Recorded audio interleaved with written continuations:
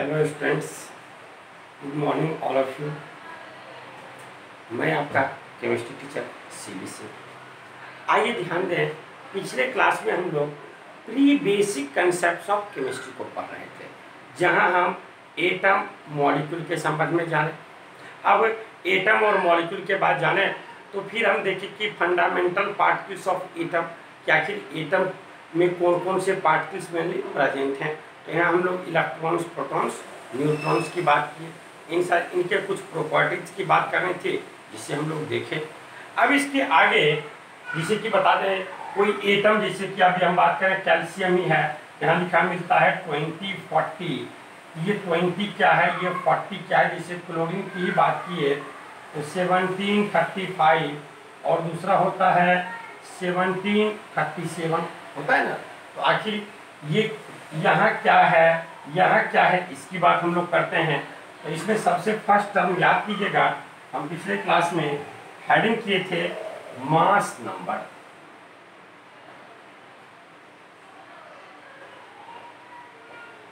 Mass number जिसे indicate कर रहे थे ए के द्वारा।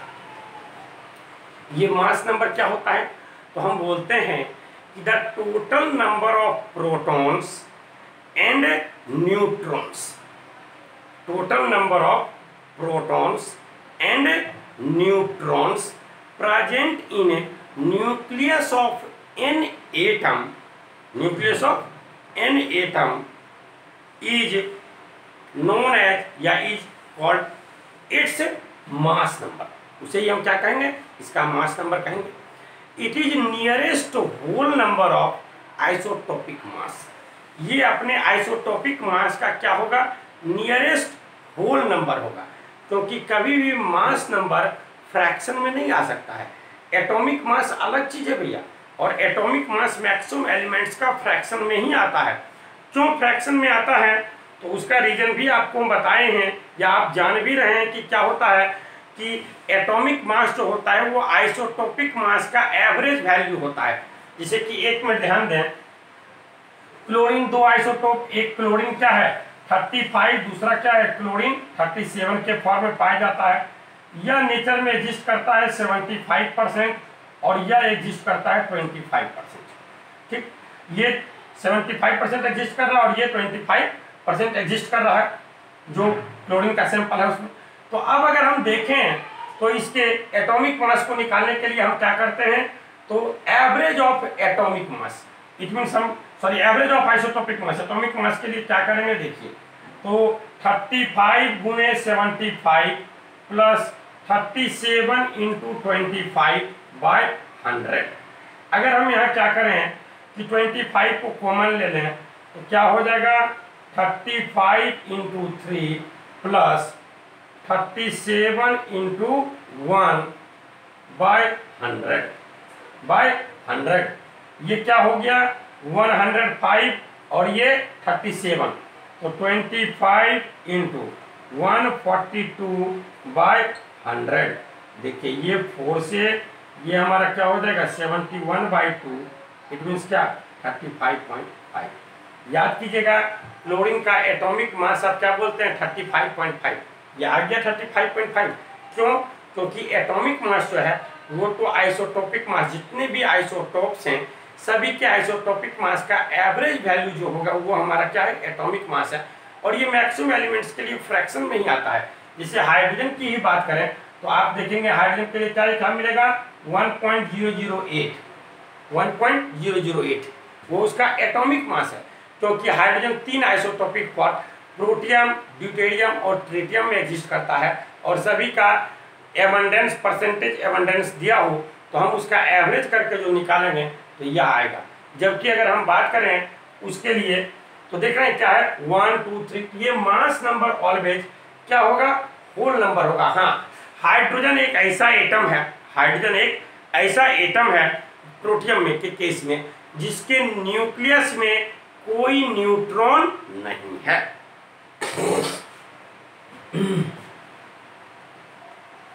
प्रोटियम के केस में, ड्यूटेरियम ट्रिटियम में तो है ही, वो सब आइसोटोप्स में आगे हम लोग बात करेंगे। तो अभी हम बात करना चाह रहे हैं मास नंबर। हम सिर्फ इसलिए बताएं कि मास नंबर को आप एटॉमिक मास में कंफ्यूज नहीं करेंगे। मैक्सिमम बच्चे एटॉमिक मास के साथ से कंफ्यूज कर जाते हैं, गलत बात है। मास नंबर हम क्या लिखेंगे, हम बोलते हैं कि the total number of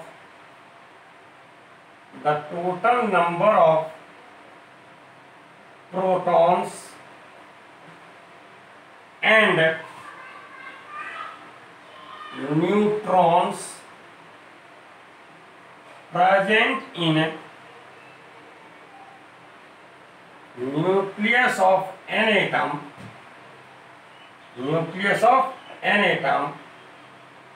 is called mass number, इसे ये क्या कहते हैं, मास नंबर कहते हैं। क्या लिखेंगे, it is nearest whole number of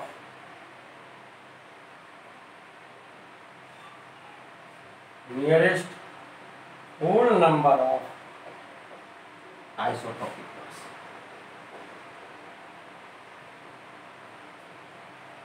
It is nearest whole number of isotopic mass।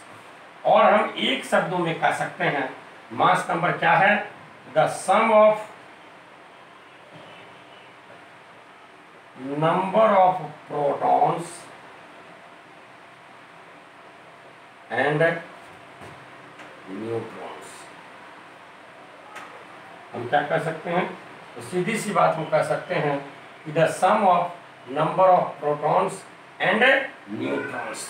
Protons की संख्या और न्यूट्रॉन्स की संख्या का सम, वहां भी हम नंबर ऑफ कर दें क्या, आप लिख सकते हैं the sum of number of protons and number of neutrons.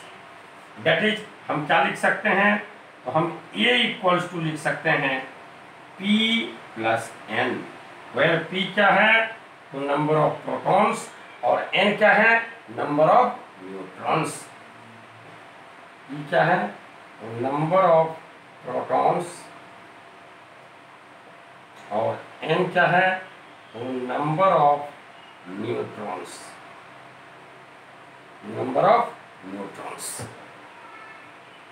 तो प्रोटॉन्स और न्यूट्रॉन्स की संख्या का सम जो होता है, यही हमारा क्या होता है, मास नंबर होता है। अब ये नंबर तो कभी फ्रैक्शन में होगा नहीं, इसलिए ये आपका, अब बच्चा ये बोल सकता है सर ये होता 3.5, ये होता 4.5, जोड़ देते तो 8 तो हो जाता ना। भैया आप बताइए क्या प्रोटॉन की संख्या फ्रैक्शन में होगा, चार्ज कभी फ्रैक्शन में हो सकता है। चार्ज क्या बताया आपको कि स्मॉलेस्ट यूनिट ऑफ चार्ज क्या है, 1.6 इंटू 10⁻⁻19 कूलम, ये स्मॉलेस्ट यूनिट है। और ये ऑलवेज क्या होगा, तो इंटीग्रल मल्टीपल में होगा, कभी फ्रैक्शन में नहीं होने की बात।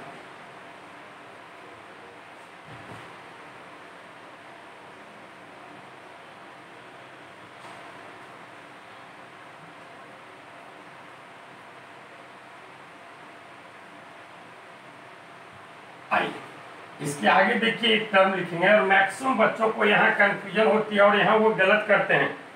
अभी जरा एक मिनट ध्यान से सुनिएगा, 2-3 हम ऑब्जेक्टिव क्वेश्चंस वगैरह बताएंगे, देखिएगा वो सब कंपटीशंस वगैरह में भी पूछा गया है, और जनरली बच्चे वहाँ गलती करके चले आते हैं। इवन आप एटॉमिक नंबर में गलती करके चले आएंगे। देखिए क्या हम कहना चाह रहे हैं, हम ऑब्जेक्टिव लेंगे भी।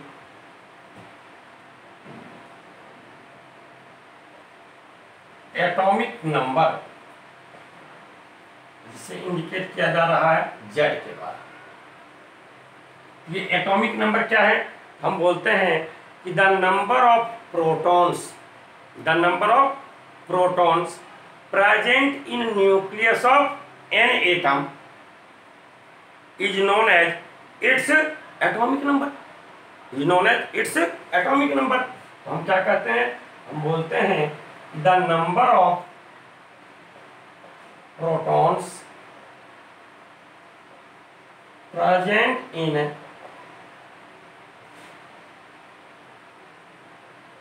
nucleus of an atom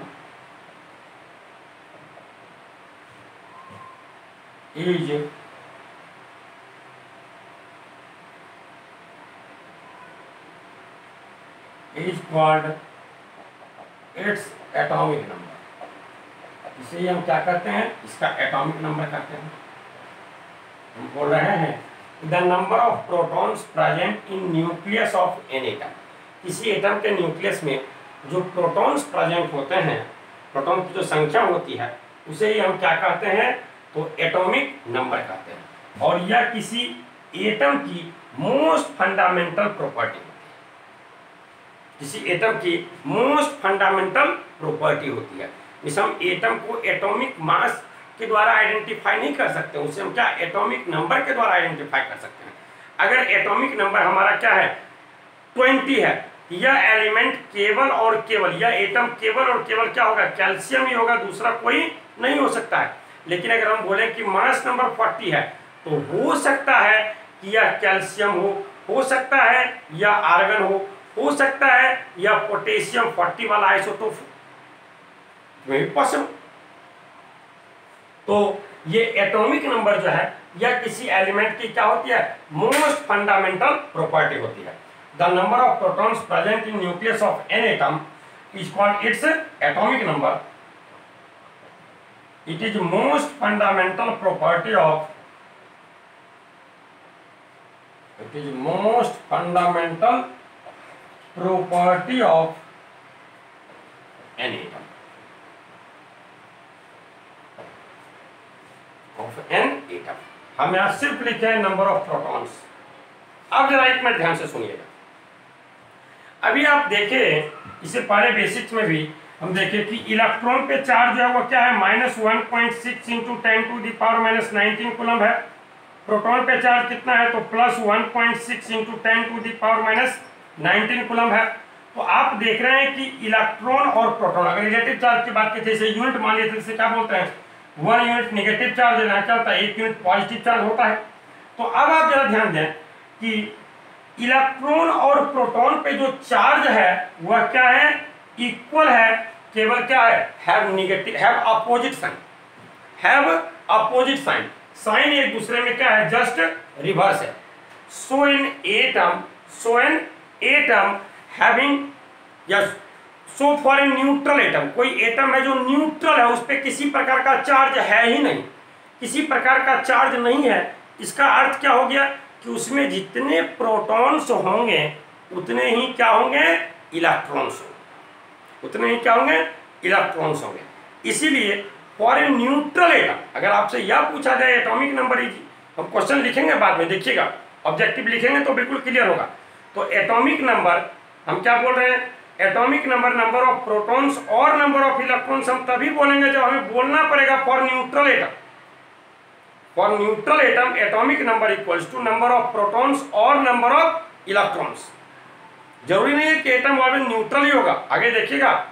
इसलिए हम क्या बोल रहे हैं, ऑलवेज आप एटॉमिक नंबर क्या बोलेंगे, नंबर ऑफ प्रोटॉन्स, कभी नंबर ऑफ इलेक्ट्रॉन्स की बात नहीं करनी है। हाँ, अगर नंबर ऑफ इलेक्ट्रॉन्स बोलेंगे तो आपको जरूर बोलना होगा so for neutral atom, for a neutral atom atomic number equals to number of protons और नंबर ऑफ इलेक्ट्रॉन्स। ये बातें देखिए हम बिल्कुल क्लियर करेंगे। तो number of protons present in nucleus of an atom is called its atomic number, इसे इसका एटॉमिक नंबर कहा जाता है। ठीक, it is most fundamental property of an atom. अब इसके नीचे हम कहते हैं कि since charge present on, since charge present on electron and proton are equal but have opposite sign,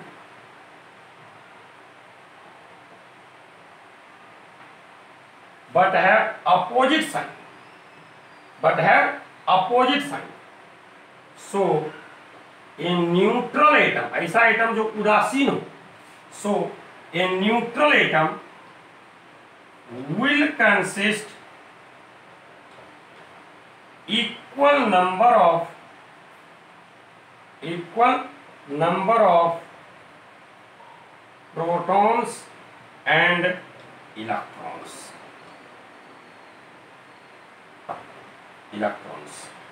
It means for a neutral atom, for a neutral atom, इसी neutral atom के लिए atomic number Z equals to P equals to E। Atomic number Z equals to P number of protons के बराबर हो सकता है, या हम कह सकते हैं नंबर ऑफ इलेक्ट्रॉन्स के बराबर हो सकता है। कब? जब न्यूट्रल एटम हो। देखिए हम यहाँ नहीं लिखे हैं, हम यहाँ चल के वो बात लिख रहे हैं कि अगर एटम न्यूट्रल है तो हम इस ढंग की बात कर सकते हैं, अदरवाइज इस ढंग की बात हम नहीं कर सकते। तो जरा ध्यान दें। अब हम क्या करते हैं कि कोई एटम है, ठीक, तो किसी एटम के आप क्या जान रहे हैं, ये आगे चल के जानेंगे। एटम जो होता है आपको पता है, एटम के सेंटर में क्या न्यूक्लियस है, और इसमें इसके चारों ओर क्या, तो न्यूक्लियस के चारों ओर बहुत से डिफरेंट सारे सर्कुलर पाथ्स में इलेक्ट्रॉन्स क्या कर रहे होते हैं, इसके चारों ओर मूव कर रहे होते हैं। इलेक्ट्रॉन्स इसके चारों ओर मूव कर रहे होते हैं। आप ये जान रहे हैं कि प्रोटॉन और न्यूट्रॉन क्या होता है, न्यूक्लियस में होता है, जबकि इलेक्ट्रॉन क्या है, तो एक्स्ट्रा न्यूक्लियर रीजन में होता है, इस न्यूक्लियस के बाहर होता है। तो अब हम क्या करते हैं कि कोई एटम है और इसके बाहरी सेल से एक या एक से अधिक इलेक्ट्रॉन का रिमूवल कराते हैं।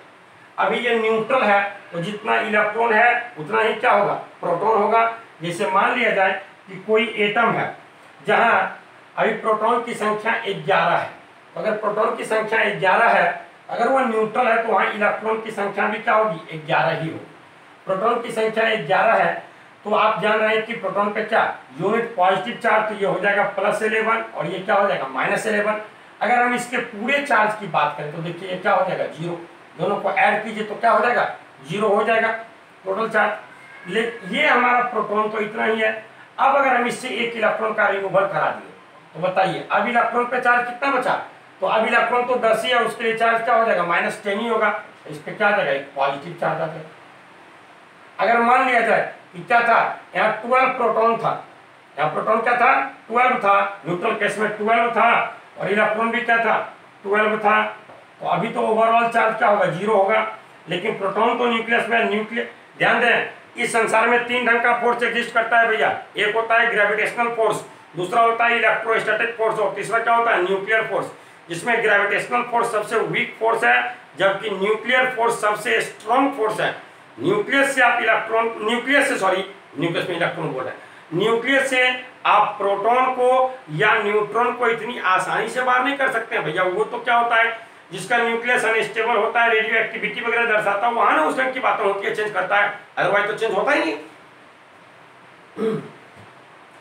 ये जैसे हमारा क्या है, प्रोटॉन की संख्या अभी भी 12 ही है, लेकिन हम इससे क्या किए 2 इलेक्ट्रॉन का रिमूवल करा दिए, तो अब इलेक्ट्रॉन की संख्या तो 10 ही हो गई। तो देखिए अब इस पे चार्ज क्या आ जाएगा, +2 आ जाएगा। तो जब हम क्या करेंगे, किसी न्यूट्रल एटम से एक या एक से अधिक इलेक्ट्रॉन का रिमूवल कराएंगे, तो हमें एक पॉजिटिवली चार्ज एटम मिलेगा, जिसे क्या कहा जाएगा, कैटायन कहा जाता है। पॉजिटिव चार्ज वाले को क्या कहेंगे, कैटायन कहेंगे। तो हम कहते हैं removal of 1 or more electron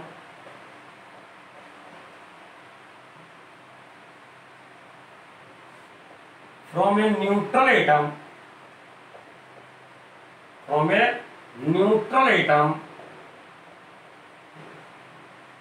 results formation of a positively charged atom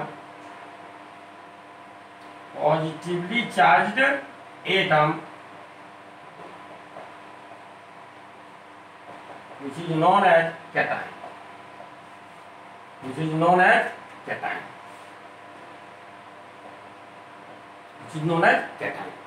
तो क्या कर रहे हैं, removal of 1 or more electron और इलेक्ट्रॉन्स। एक है तो इलेक्ट्रॉन पढ़ेंगे, एक से अधिक है तो इलेक्ट्रॉन्स पढ़ेंगे।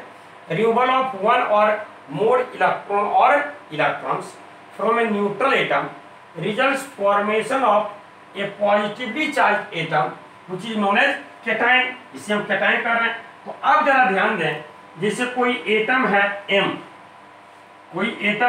M, अभी यह देखिए न्यूट्रल है, इट मींस इस पर कोई चार्ज है, कोई चार्ज नहीं है, इट मींस क्या न्यूट्रल है। तो यहाँ प्रोटॉन और इलेक्ट्रॉन दोनों की संख्या क्या होगी, इक्वल होगी। अब हम क्या करते हैं, इससे अगर x इलेक्ट्रॉन का रिमूवल कराते हैं, इसे यहाँ ध्यान दें, हम बात करते हैं सोडियम की। ठीक, 11 प्रोटॉन भी 11 होता है और इलेक्ट्रॉन भी क्या होता है 11 होता है।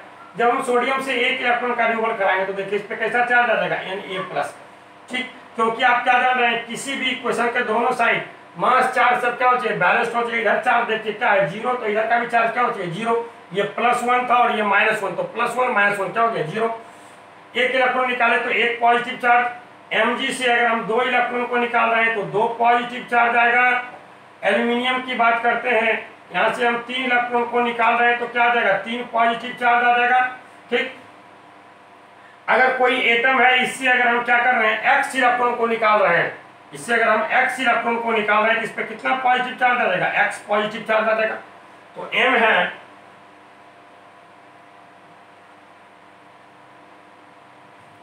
है इससे हम क्या करते हैं x इलेक्ट्रॉन का रिमूवल करा देते हैं m + x + xe। तो फॉर m + x इसके लिए आइए एटॉमिक नंबर Z = P तो होगा ना, लेकिन अब आप हमें बताइए, अब देखिए आपकी बिल्कुल जवाब आपको मिल जाएगा।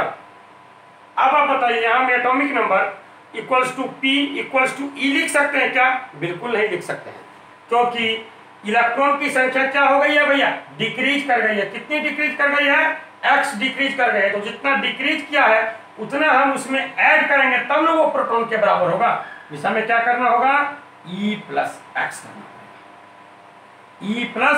करना पड़ेगा। आप बोलिएगा सर आप तो बोले इलेक्ट्रॉन की संख्या घट जाएगी तो फिर आप जोड़ कहाँ दिए? अरे भैया इलेक्ट्रॉन की संख्या बिल्कुल घट गई, देखिए ना P = E + x है, तो E = क्या P - x ने हुआ, और यही P जो है यही तो आपका Z है, Z - x ने हुआ।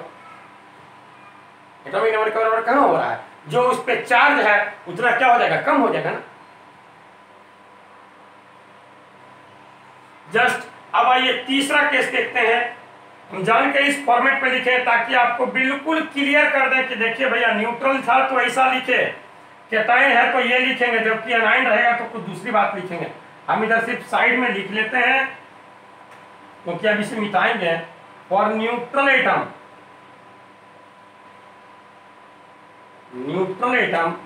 Z = P = E।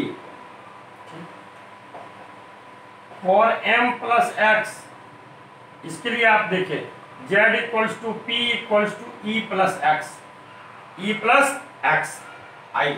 और अब कोई एटम है जिसमें हम क्या करते हैं एक या एक से अधिक इलेक्ट्रॉन का एडिशन कराते हैं। जब किसी एटम के, तो वो भी एडिशन कहाँ होगा आउटरमोस्ट ऑर्बिट में होगा। तो जब आप क्या करेंगे किसी एटम में एक या एक से अधिक इलेक्ट्रॉन का एडिशन कराएंगे तो अब वहाँ क्या हो रहा है निगेटिव चार्ज वाला बढ़ता जा रहा है। निगेटिव चार्ज पहले क्या था न्यूट्रल था तो दोनों की संख्या इक्वल थी, अब इलेक्ट्रॉन आ रहा है तो निगेटिव चार्ज बढ़ता जाएगा, तो उस पर क्या आ जाएगा निगेटिव चार्ज आ जाएगा। इट मीन्स हम कहते हैं एडिशन ऑफ वन और मोर इलेक्ट्रॉन और electrons to a neutral atom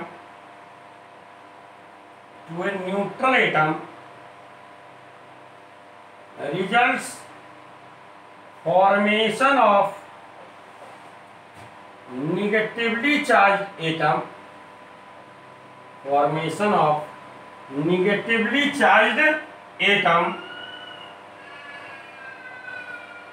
which is known as anion,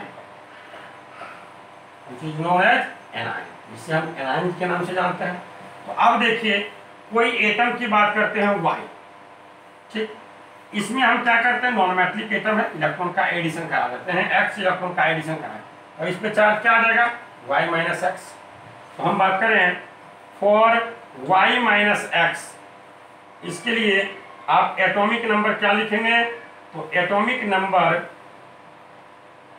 Z = P तो आप लिखेंगे, लेकिन इलेक्ट्रॉन के टर्म में क्या करना पड़ेगा E - x करना पड़ेगा जी, क्योंकि आप क्या जान रहे हैं इलेक्ट्रॉन का यहाँ इलेक्ट्रॉन की संख्या इंक्रीज कर गई है x से, तो जितना इंक्रीज किया है उतने को घटाएंगे तब वो क्या होगा प्रोटॉन की संख्या के बराबर होगा। तो अब जरा 1 मिनट ध्यान से सुनिएगा, जो मैं बोलना चाह रहा था अब आप यहां ध्यान दें। और y minus X Z equals to P equals to E minus X, E minus X. अब हम एक ऑब्जेक्टिव क्वेश्चन लिखेंगे जहां क्या है, ओनली वन करेक्ट आंसर है भैया, ओनली वन करेक्ट आंसर है। और अब देखिए आप क्या जवाब देते हैं। सभी जगह जानते हैं कुछ क्वेश्चंस बेसिक क्वेश्चंस होते हैं जो आप सभी जगह पे बहुत सारे कॉम्पिटिशन्स वगैरह में भी क्या है कि कुछ क्वेश्चंस तो बेसिक्स रहते हैं, ये सब सभी मेडिकल एग्जाम वगैरह में पूछा गया है, ठीक। और मैक्सिमम बच्चे गलती ही करके चले आए। देखिएगा 2 4 5 क्वेश्चन ऐसा लेंगे जो बहुत ही सिंपल है, बहुत ही सिंपल, और मैक्सिमम बच्चे वहां गलती करके आते ओवर कॉन्फिडेंस के कारण, क्योंकि वो ध्यान देते ही नहीं।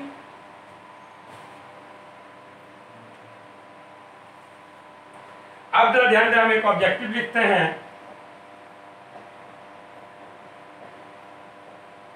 Atomic number is equal to, option A में दिया जा रहा है number of protons, option B में दिया जा रहा है number of protons plus number of neutrons, C में दिया जा रहा है नंबर ऑफ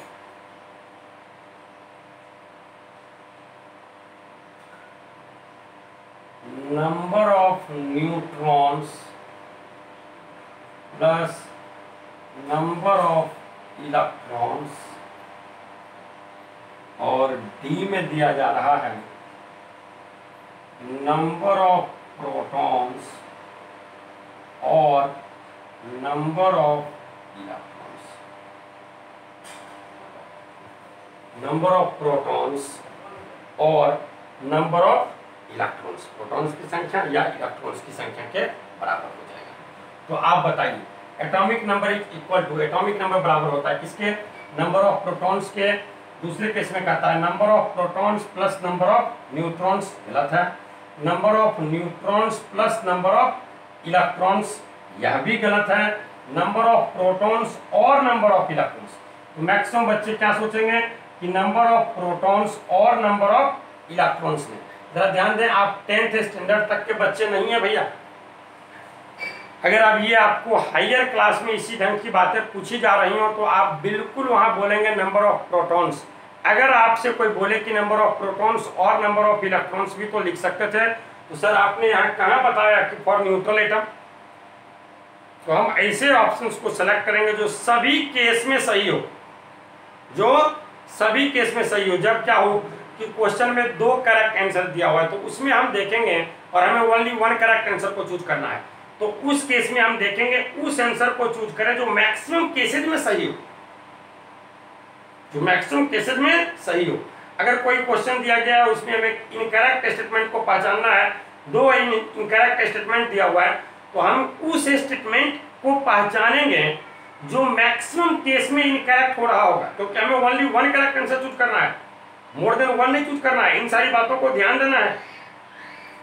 तो यहाँ में atomic number is equal to direct क्या बोल देंगे, नंबर ऑफ प्रोटॉन्स। ये नहीं बोलेंगे नंबर ऑफ प्रोटॉन्स और नंबर ऑफ इलेक्ट्रॉन्स। अगर ये बोलेंगे तो 10 तक की बातों तक के ये तो चलिए भैया ठीक है, लेकिन अगर हायर लेवल में ये बात हम आपसे पूछें और आप ऐसा बोलते हैं कि भैया गलत है, आप बिल्कुल देख सकते हैं, मैंने आपका कर दिया। प्रोटॉन के बराबर सभी केस में है, बिल्कुल प्रोटॉन के बराबर सभी केस में है, लेकिन इलेक्ट्रॉन के बराबर सभी केस में नहीं है, न्यूट्रल में है, जबकि पॉजिटिव और नेगेटिव वाले में नहीं है। आइए अब हम कुछ देखते हैं जहां इलेक्ट्रॉन्स, प्रोटॉन्स और न्यूट्रॉन्स की संख्या को फाइंड करते हैं। तो ये जो एटॉमिक नंबर होता है, जब एलिमेंट का रिप्रेजेंटेशन दर्शाया जाता है तो देखिए यहाँ उसका सिंबल लिखा जाता है, एलिमेंट का सिंबल लिया जाएगा, मान लेते हैं हम सिंबल लिए E, ठीक। यहाँ जो है Z और यहाँ क्या है A। इस ये जो हमारा होता है वो होता है एटॉमिक नंबर, यही क्या होता है एटॉमिक नंबर, और ऊपर जो लिखते हैं वो क्या होता है मास नंबर, वो क्या होता है? Mass number. तो अब हम क्या करते हैं, कुछ स्पेसीज को लिख रहे हैं जिसमें आपको इलेक्ट्रॉन्स, प्रोटॉन्स और न्यूट्रॉन्स की संख्या को फाइंड करना है।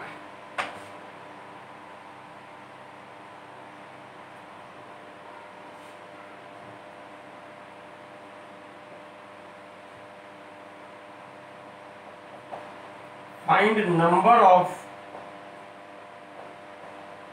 electrons, protons and neutrons in each of the following. In each of the following. First में दिया गया है सोडियम 11, 23। सेकेंड में दिया हुआ है हमारा आयरन 26, 56। थर्ड में दिया जा रहा है हमारा क्रोमियम 24, 52। फोर्थ में हम देखते हैं यहाँ हमारा है पोटेशियम 1939। नेक्स्ट में बात करें तो यहाँ हम देखते हैं ये हमारा है सल्फर -2, 16, 32। यहाँ बात करें तो ये देखते हैं हमारा है ब्रोमीन 35 और ये क्या है 8। अब आप देखिए इन सारे के सारे केस में हमें क्या फाइंड करना है, तो हमें फाइंड करना है number of electrons, protons and neutrons in each of the following.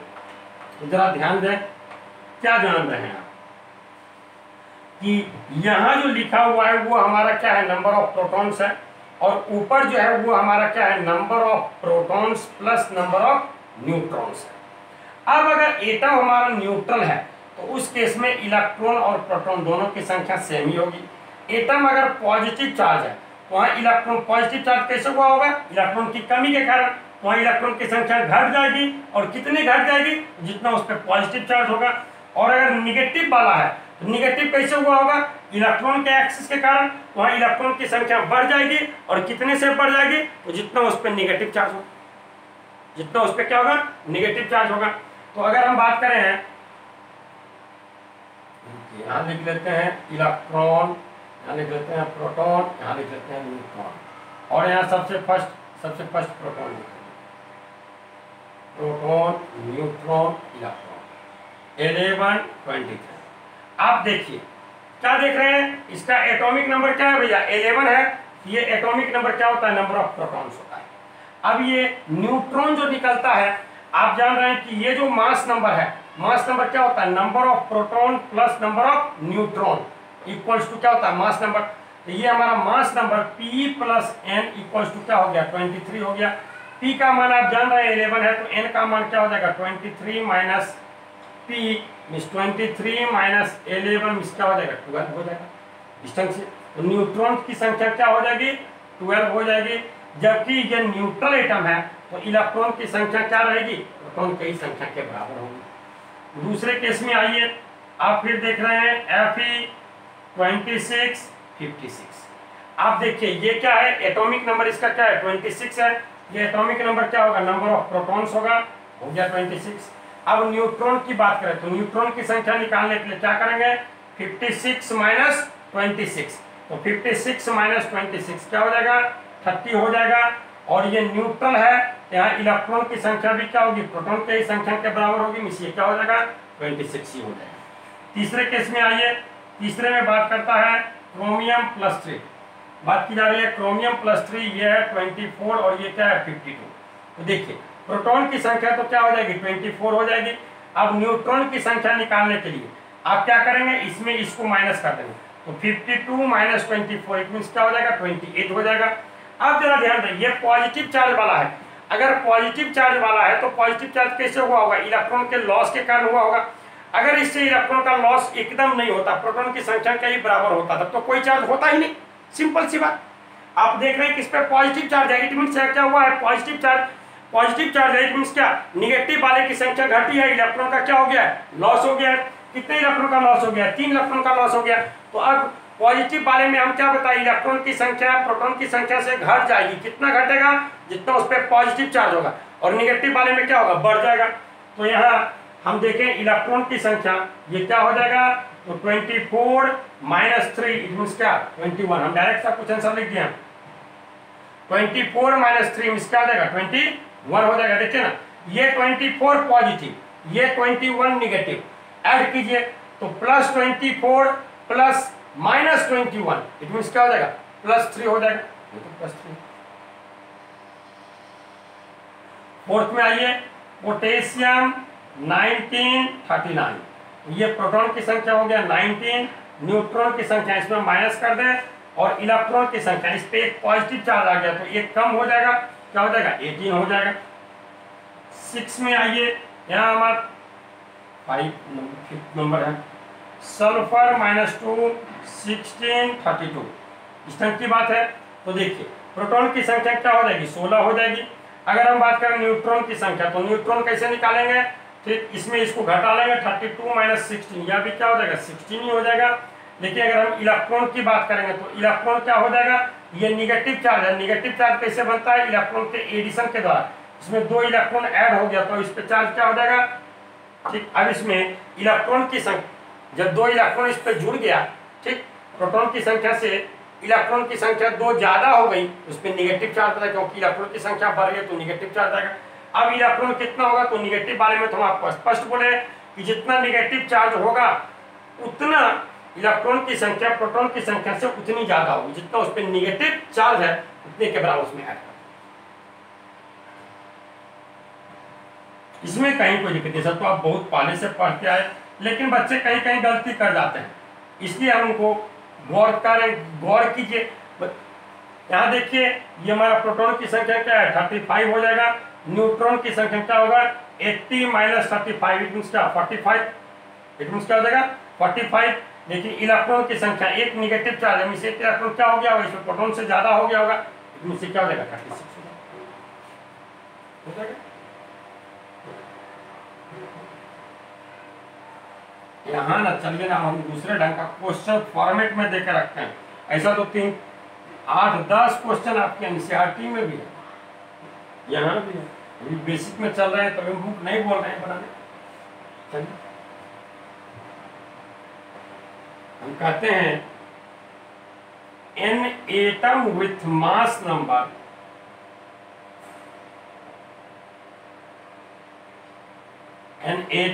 Mass number 56 consist 25% more neutrons as compared to number of protons.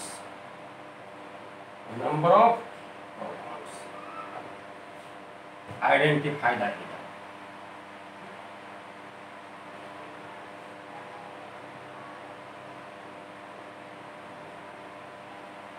Identify the atom.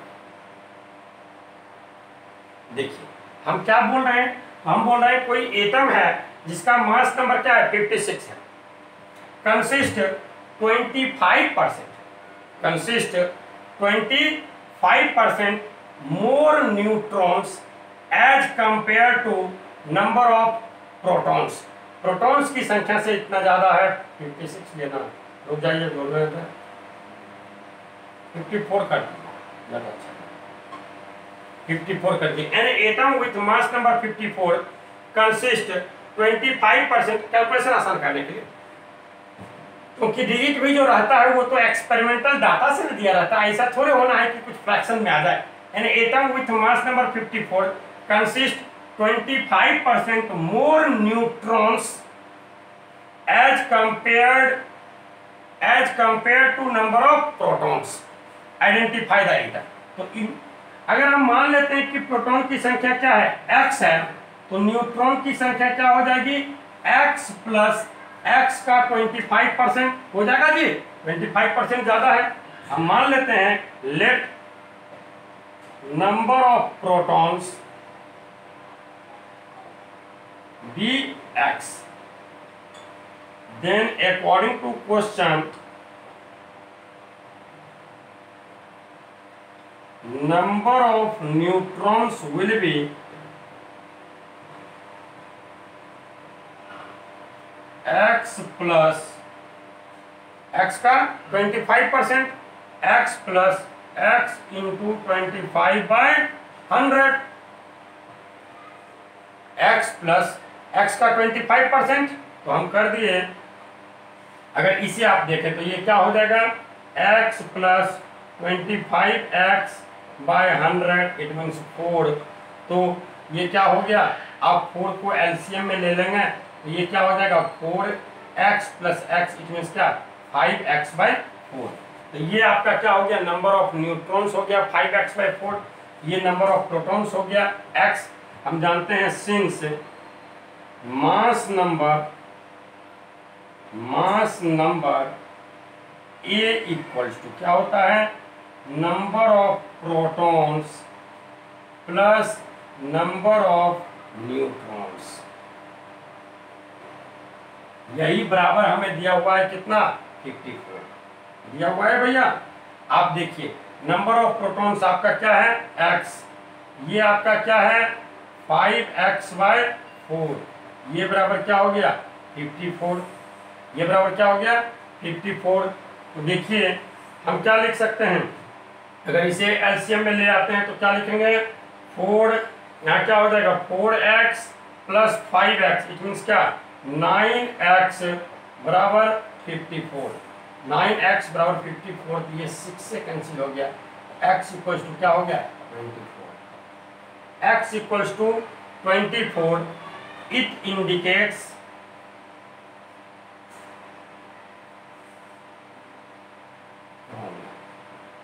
Indicates chromium. ये क्या कर रहा है, एटॉमिक नंबर 24 आ गया। हम क्या बोल रहे हैं कि एटम को हम एटॉमिक नंबर से आइडेंटिफाई करते हैं। ये एटॉमिक नंबर 24 आया, तो 24 किसका है भैया, क्रोमियम का है। इट मीन्स ये किसको इंडिकेट कर रहा है, क्रोमियम को इंडिकेट कर रहा है। इस हम जो लिखेंगे तो क्या लिखेंगे क्रोमियम 24, और यहाँ क्या लिखेंगे 54, यहाँ क्या लिखेंगे 54।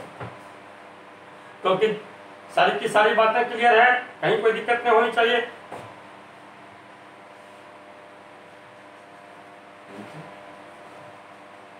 इसी ढंग से एक और क्वेश्चन चलते हैं, जहां आप देखें कुछ चेंज करेंगे।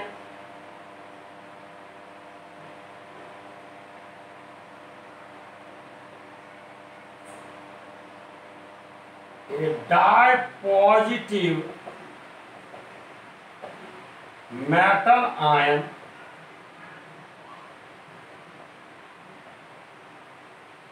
M+2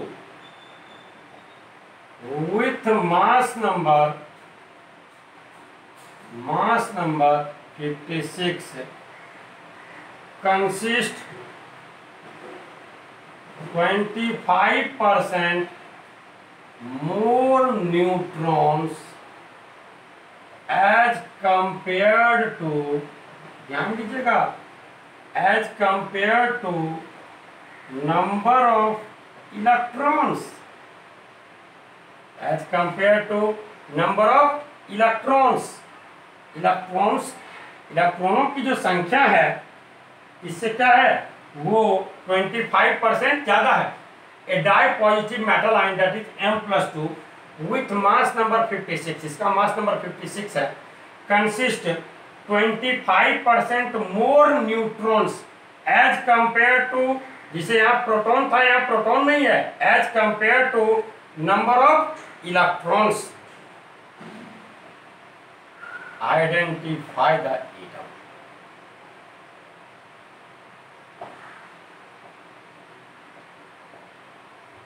देखिए ये हमारा एटम क्या है, तो M+2 है, और यहाँ न्यूट्रॉन की संख्या जो है वो इलेक्ट्रॉन की संख्या से इतना % ज्यादा है।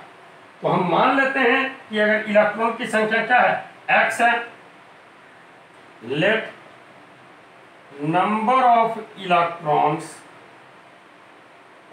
B x, then number of neutrons will be x plus X का 25%। इट मीन्स ये हमारा क्या हो जाएगा भैया, तो 5x/4 हो जाएगा, 5x/4 हो गया। ये देखिए इलेक्ट्रॉन निकला है, जबकि एटॉमिक नंबर, ये मास नंबर जो होता है वो number of proton plus number of protons plus क्या होता है, नंबर ऑफ न्यूट्रॉन्स होता है, ना कि इलेक्ट्रॉन के बराबर होता है। तो जरा ध्यान दें, since for m+2 ion if number of electrons equals to x, then number of protons will be x+2 होगा जी। बताइए, अगर यहाँ इलेक्ट्रॉन की संख्या x है तो प्रोटॉन की संख्या भी अगर x ही होता तब तो यहाँ कोई चार्ज होता ही नहीं। प्रोटॉन की संख्या क्या होनी चाहिए, x से 2 ज्यादा होना चाहिए, इसलिए तो इस पे क्या आ जाएगा, +2 चार्ज आ जाएगा। Then number of protons will be x+2। ये प्रोटॉन की संख्या है और ये हमारा क्या है, न्यूट्रॉन्स की संख्या है। Since mass number A equals to P plus N equals to 56, तो P का मान हो गया x+2 और N का मान है 5x/4 इक्वल्स टू 56। ये क्या हो जाएगा, 9x/4 इक्वल्स टू क्या, 56 माइनस 2 इक्वल्स टू क्या, 54 हो जाएगा। तो देखिए फिर तो वही बात हो गई, 9x/4 इक्वल्स टू 54, तो इसे आप 6 से कटा दें, x का मान क्या आ गया, 24 आ गया। ये x का मान आया है, x मिस क्या आया है, नंबर ऑफ इलेक्ट्रॉन्स आया है। ध्यान दो भैया, ये नंबर ऑफ इलेक्ट्रॉन्स आया है, और आप एटम को इलेक्ट्रॉन से आइडेंटिफाई नहीं कर सकते हैं। किससे आइडेंटिफाई कर सकते हैं, प्रोटॉन से। तो अगर इलेक्ट्रॉन्स की संख्या x है, देखिए then number of protons will be x+2, तो नंबर ऑफ प्रोटॉन्स क्या हो जाएगा, तो इस केस में हमारा नंबर ऑफ प्रोटॉन्स बराबर क्या हो रहा है, x+2 बराबर ये क्या हो जाएगा, 24 + 2 इट मीन्स क्या, 26। इसलिए ये एटम क्या होगा, आयरन होगा। ये हो गया 26, ये हो गया 56, और इस पे चार्ज लगेगा +2, इस पे चार्ज क्या आ जाएगा, +2। देखिए प्रोटॉन की संख्या जो है, प्रोटॉन की संख्या क्या हो गया है, कहाँ क्या प्रोटॉन, हाँ प्रोटॉन की संख्या 26, इलेक्ट्रॉन्स की संख्या यहाँ जो होगी वो 24 होगी, ठीक। जबकि न्यूट्रॉन्स की संख्या जो है वो आप निकालना चाहेंगे तो निकाल सकते हो, तो निकालना भी नहीं है, आपको एटम को आइडेंटिफाई करना है, इसे हम यहाँ, इससे कोई मतलब है। ये बातें हो गई, और हम समझते हैं कि अब आपका एटॉमिक नंबर, अगर आज के बाद आपसे अगर पूछा जाए एटॉमिक नंबर, तो कभी आप ये नहीं बोलिएगा number of electrons, number of protons और नंबर ऑफ इलेक्ट्रॉन्स। अगर ऐसा बोलिएगा तो बिल्कुल जरूर बोलिएगा फॉर न्यूट्रल एटम, क्योंकि देखिए अगर आप ऐसा करते तो यहाँ आपका आंसर नहीं आता। सब बिल्कुल जो भी क्वेश्चन दिए सब एनसीईआरटी का क्वेश्चन है भैया,